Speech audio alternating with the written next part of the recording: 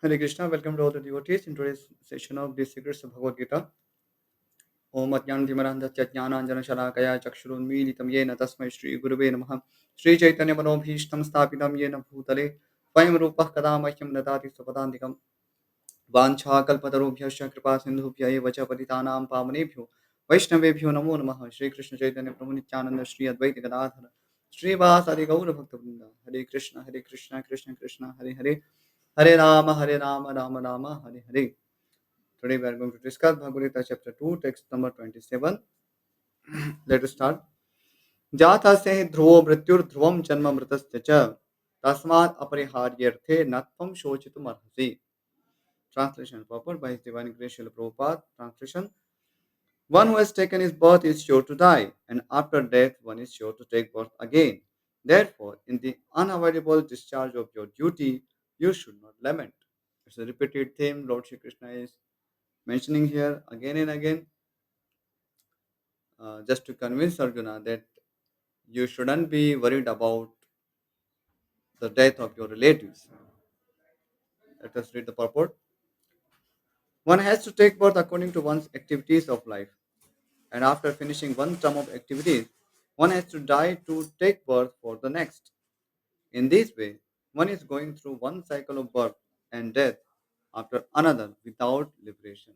So, till one gets liberation, he has to continue his material existence, and that means he has to take a new birth, then again perform some karma, and based on those karmas or activities, he will have to get another birth after death of current existence. So this cycle continues till one cultivates knowledge and through devotional service attains moksha. Moksha is a state uh, where he is freed of all kinds of false identification.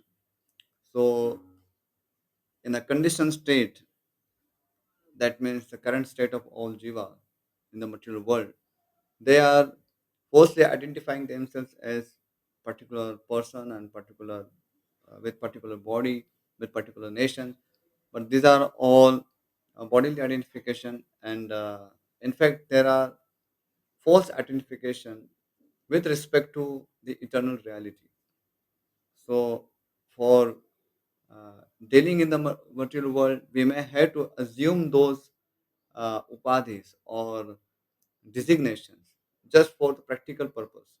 However, uh, at, the, at the same time, we should also realize that this is not our real identification. Uh, because the first question should be how we came into this existence, why we had to accept these upadhis, and why we had to give up those upadhis at the time of death, and again we had to accept some another upadhis, some another designation.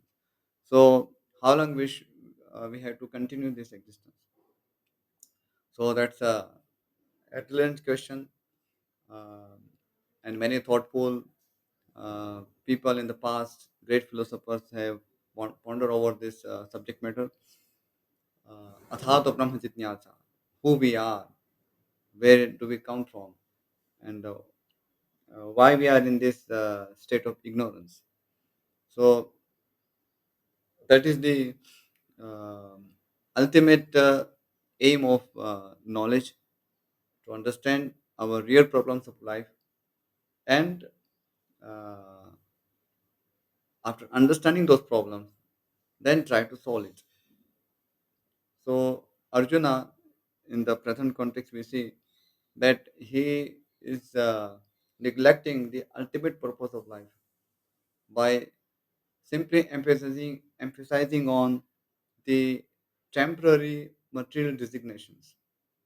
So he's calculating about the future of the Mahabharat war only in terms of uh, laws of relatives, and which is a normal thing in the material world. So that said, it is not an encouragement for any unnecessary war. That should be very clear. Here, Arjuna is supposed to fight for the sake of dharma, not for his personal sake.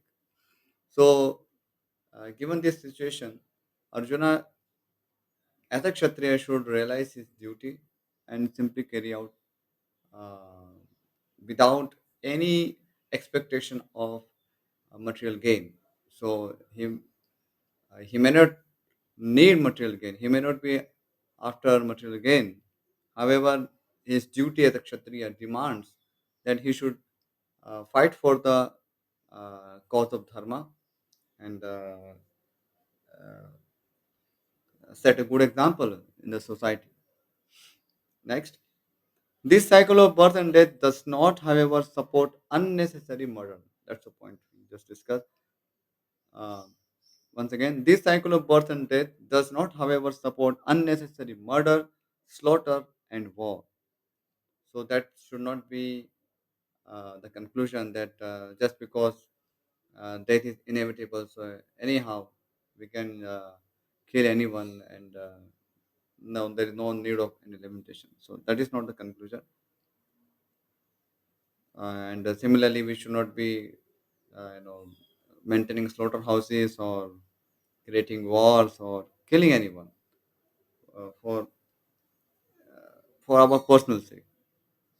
So here the subject matter has been explained within the context of dharma. So when there is a need to fight for the sake of dharma, then we should not consider all such material designation which are anyway temporary. So that is the context. Not that just for our sense gratification we can do any damn thing. We can kill anyone. That is not the abhipraya. That is not the intention. Next. But at the same time, violence and war are inevitable factors in human society for keeping law and order. Now, these are very important points. For keeping law and order, violence and war are inevitable.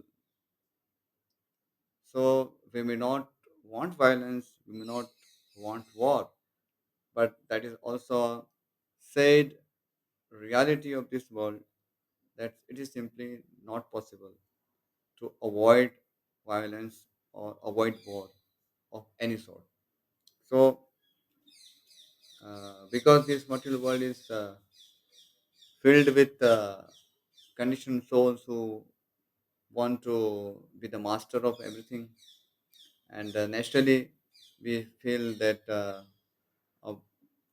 one person feels uh, enviousness towards others, and other person wants to conquer someone. So, this kind of tendencies are visible in the material world, and uh, the root cause is that everyone has material desires, and these material desires are born of hatred towards God. So when one hates God, um, or denies God's company, then he has been sent to this material existence to fulfill his notorious material desires. And while doing so, uh, he should get lessons that having material desires is not a profitable business.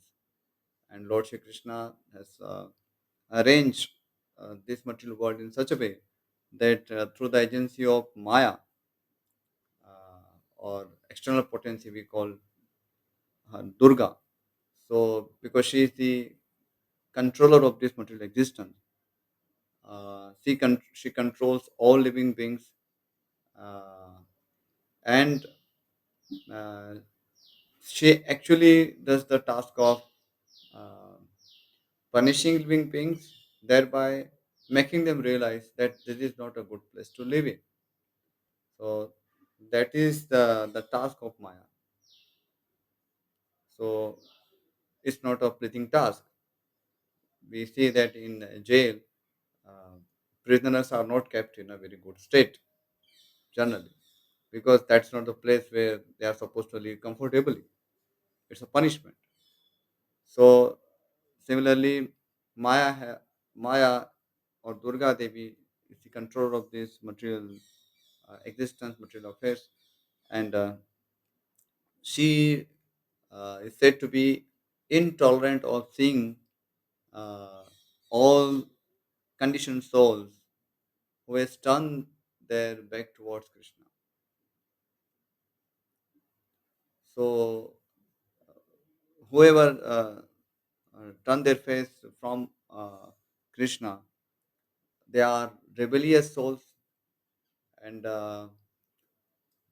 Durga Devi or Maya, being an eternal servant of Lord Shri Krishna, she cannot tolerate this.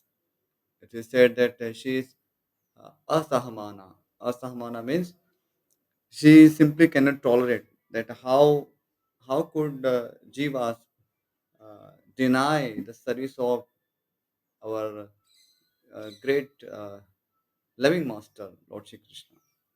So that is the philosophical aspect, and that's why we see that uh, people with material desires, they always have some competition, and Maya arranges such competitions, and the outcome is that they have to they get frustration. So that is also a way of teaching a lesson. For example, sometimes parents uh, chastise their children by not allowing them to do something, and sometimes punishing them, sometimes giving physical punishment. So this punishment is not an expression of hatred, but it is an expression of love, because Maya loves Lord Shri Krishna, her master, and she also loves all living beings because uh, she is a Jagat Janani. She is the mother of the universe. So it's not that she is said to be asahamana. That means uh, she dislike conditioned souls. That is not the intention, or that is not the meaning. So she disliked the fact that his own children, who have been kept under her shelter, have turned their face away from Krishna. So that is uh, displeasing to her. Okay. Uh, Next, the battle of Kurukshetra, being the will of the Supreme, was an inevitable event, and to fight for the right cause is the duty of a Kshatriya. So, from the very beginning, we have discussed this point that uh, the battle of Mahabharata was an inevitable act because it was directly arranged by the will of Lord Shri Krishna. So, Arjuna was supposed to understand the will of Lord Shri Krishna, and act according to it, and get the credit of obeying Lord Shri Krishna. And we will see in the 11th chapter, Lord Shri Krishna mentions this to Arjuna, that Mayavete Nihataha Purvameva Nimittamatram Bhavasavyasachin. So he says that I have already killed these opponents. You just have to be an instrument of Arjuna. So even if Arjuna uh, rejects this Mahabharata war, or he uh, does not fight with Duryodhana and his supporters, still Duryodhana and his supporters are going to die, and that's what the whole uh, picture of Mahabharata war is. So uh, sometimes to keep law and order, Lord Shri Krishna sanctions such wars, because without subduing uh, arrogant people, or people of demonic qualities, it is not possible to have peace in society. So peace is not something a thing that can be purchased. So for peace, we had to uh, subdue demons. That's a very simple understanding of how to bring peace. So we may have message of love, message of God, and we may share it with everyone. That's fine, but that is not the only thing uh, which we can do or which is sufficient. There are people in the society who are of demonic mentality or demonic attitude, and they will not like the idea of love and peace. So, what to do with them? So that's why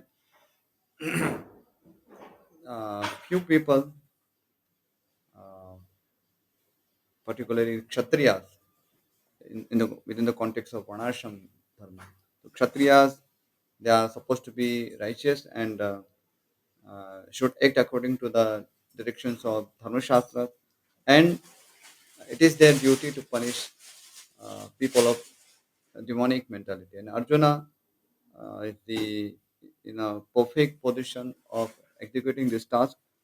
However, is uh, is becoming bewildered here, and Lord Shri Krishna gives many examples to convince him about his real duty. Next, why should he be afraid of or aggrieved at the death of his relative, since he was discharging his proper duty? He did not deserve to break the law, therefore becoming subjected to the reactions of sinful acts, of which he was so afraid. So there is another argument. If Arjuna thinks that he should not fight uh, with his elders, particularly Bhishma and Drona, because he will incur sin. But on the other side, if you look at from the another perspective, if he does not fight, then also he will incur sin because he won't be executing his duty as a kshatriya. So because not executing one's duty is also a sin. So Arjun actually does not have any choice. If he fights, there is a uh, there is possibility that he may get some sin, but however there is something unavoidable, because it's not that Arjuna wanted this war or Pandavas wanted this war. It was Duryodhana and who wanted this war, and uh, the supporters of Duryodhana knew this well that they were actually supporting adharma. So actually, they should not have chosen uh, to support Duryodhana. And if they have chosen to support Duryodhana, then now they must suffer the consequences.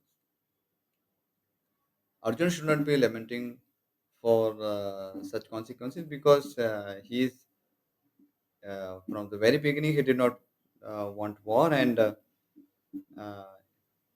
we see in Mahabharata that Lord Shri Krishna on behalf of Pandavas goes to Hastinapur with a peace proposal that Pandavas would be satisfied with only 5 villages, only 5 villages.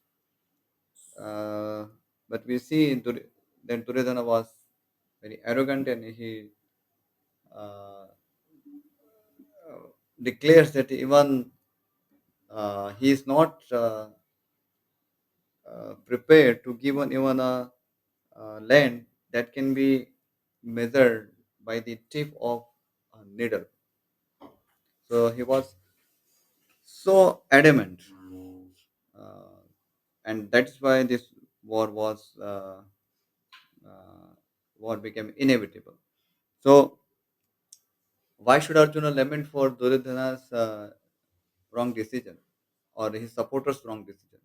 He His decision is right. He is a Kshatriya and he has to protect his citizens. He has to protect his dharma. So, uh, so in any case, Arjuna should not be worried about uh, the consequences of the war because he did not want that war.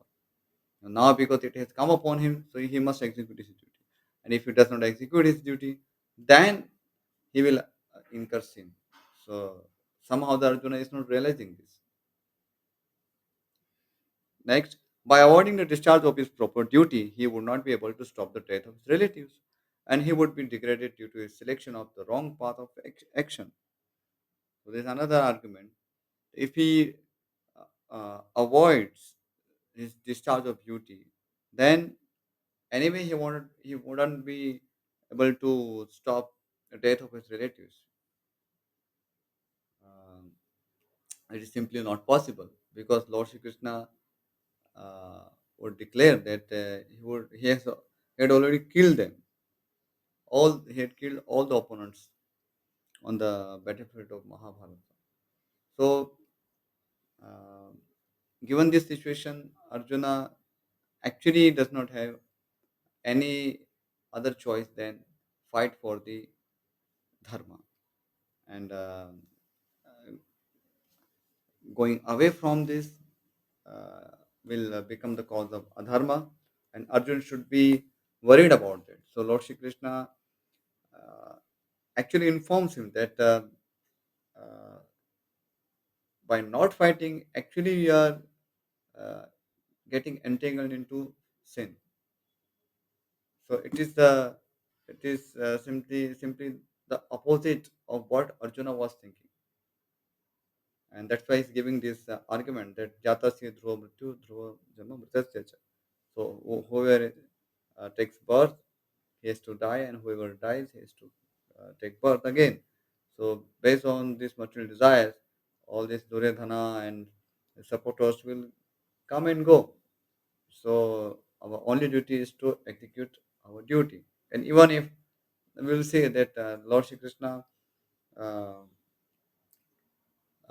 puts forward an argument that even if you die, then also what is the loss?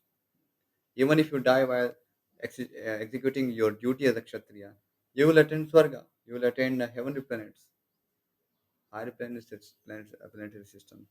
So uh, you should not be setting a bad example for Kshatriya because that is called Loka Sangraha. Loka Sangraha means teaching the general mass, and those are leaders of the society are supposed to take this factor into account seriously because general populace uh, does not have much intelligence, so they follow their leaders. So if leaders set a good example, then their followers, that means general public, can follow the right path.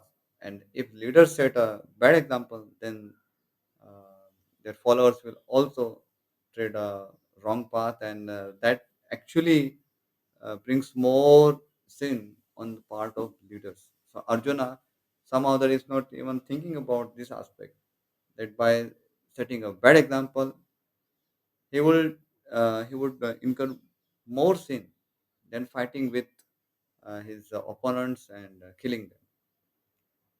So these are the aspects of dharma, and because Lord Shri Krishna is the source of dharma, he is the root of dharma.